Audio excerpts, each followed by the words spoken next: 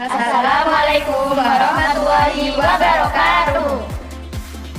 Kami dari mahasiswa Universitas Islam Kiai Haji Ahmad Siddiq Jember. Prodi Manajemen Pendidikan Islam. Fakultas Tarbiyah dan Ilmu Keguruan. Video ini dibuat untuk memenuhi tugas mata kuliah filsafat umum dengan dosen pengampu Dr. Ali Hasan Siswanto.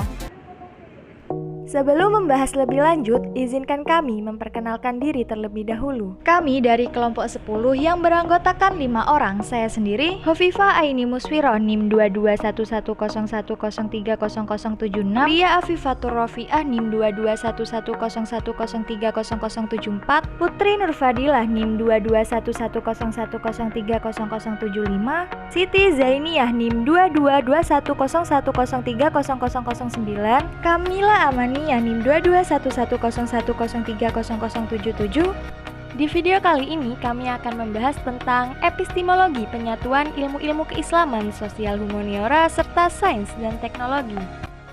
Yang pertama yaitu pengertian epistemologi. Dalam membahas filsafat, epistemologi dikenal sebagai subsistem dari filsafat yang sering dikaitkan dengan antropologi dan aksiologi. Istilah epistemologi digunakan pertama kali oleh J.F. Ferry pada tahun 1854. Pengertian epistemologi yang lebih jelas dan mudah dipahami ditinjau dari etimologi dan terminologi. Apa itu epistemologi?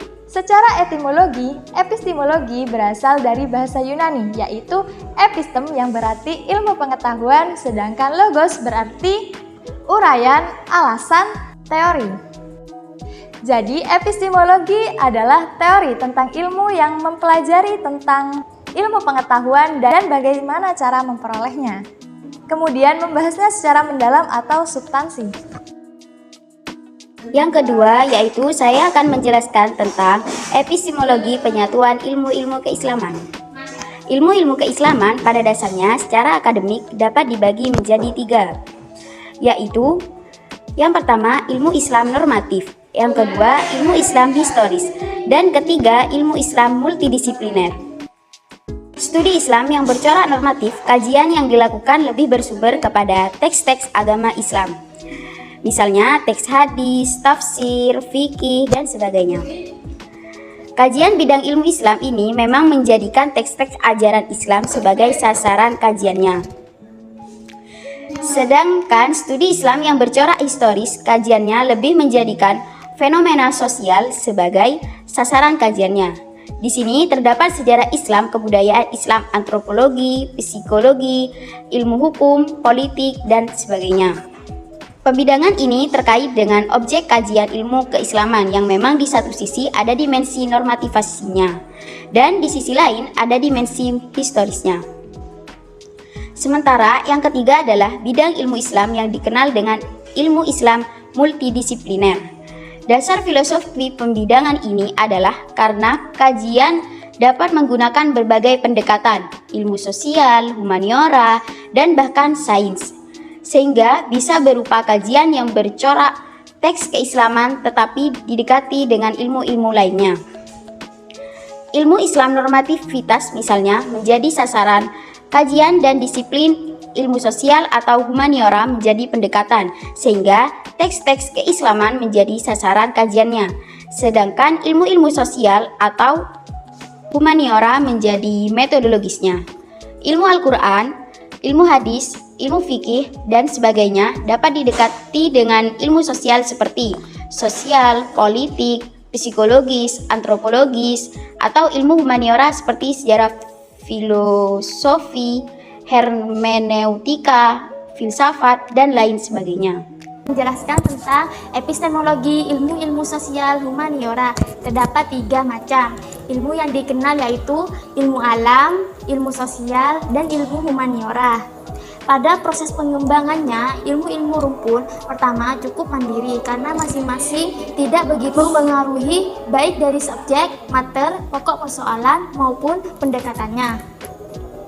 Tidak demikian dengan ilmu-ilmu pada 2 lainnya, yaitu ilmu sosial dan ilmu humaniora. Keduanya saling berebut. pokok persoalan, bahkan ada kalanya pendekatan dari satu ilmu tertentu diambil atau diserap oleh ilmu lainnya. Pendekatan sosial dapat kita anggap sebagai sosiologisme, di mana tingkah laku individu secara tetap telah ditentukan masyarakat itu sendiri dan kebudayaan masyarakat, di mana seseorang dapat tenggelam di dalam sosialitas manusia. Jadi, pendekatan sosial diberikan terhadap masyarakat dan pengaruh biografi dan tingkah manusia yang ditentukan oleh filter dan kultur. Selanjutnya, pengertian humaniora sendiri yang berasal dari bahasa Latin, humanus, dan kemudian diserap ke bahasa Inggris dengan kata the humanities, yang berarti manusiawi, berbudaya, yang sekaligus menunjukkan gejala perebutan dari pokok masalah yang berhubungan dengan manusia itu sendiri. Humaniora bertujuan agar tidak mengembangkan manusia sehingga mencapai manusia yang sesungguhnya. Pandangan humanitas menjelaskan terdapat kesatuan dan keamanan antara manusia untuk perkembangan dan penyesuaian. Materi yang keempat yaitu epistemologi, penyatuan ilmu-ilmu sains. Sains adalah ilmu yang diperoleh melalui penggunaan akal dan kecendekiawan.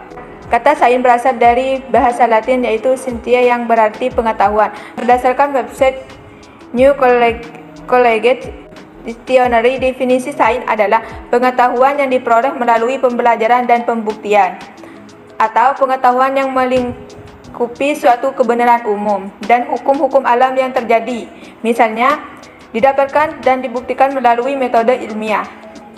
Sains dalam hal ini merujuk kepada sebuah sistem untuk mendapatkan pengetahuan yang dengan menggunakan pengamatan dan eksperimen untuk menggambarkan dan menjelaskan fenomena-fenomena yang terjadi pada alam.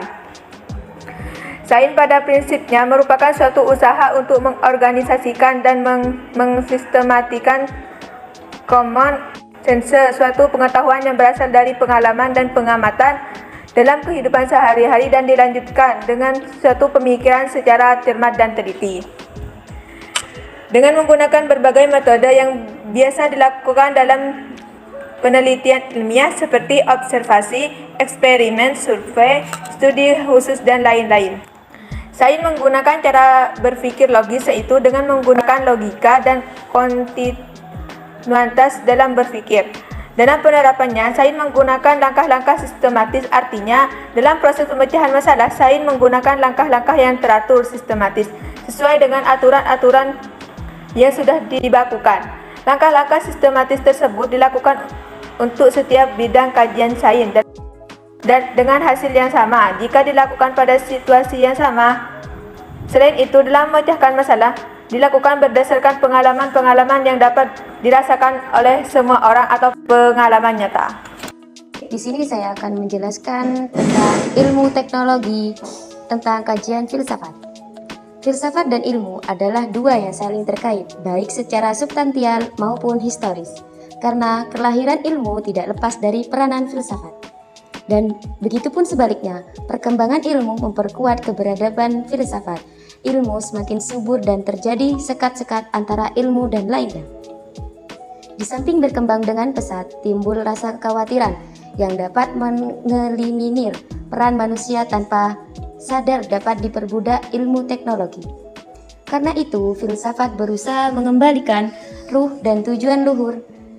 Ilmu tidak menjadi bumerang bagi kehidupan manusia dan mempertegas bahwa ilmu dan teknologi bukan tujuan.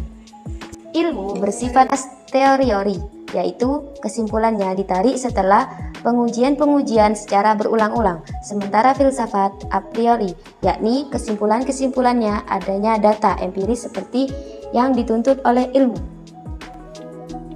Sekian presentasi dari kelompok kami.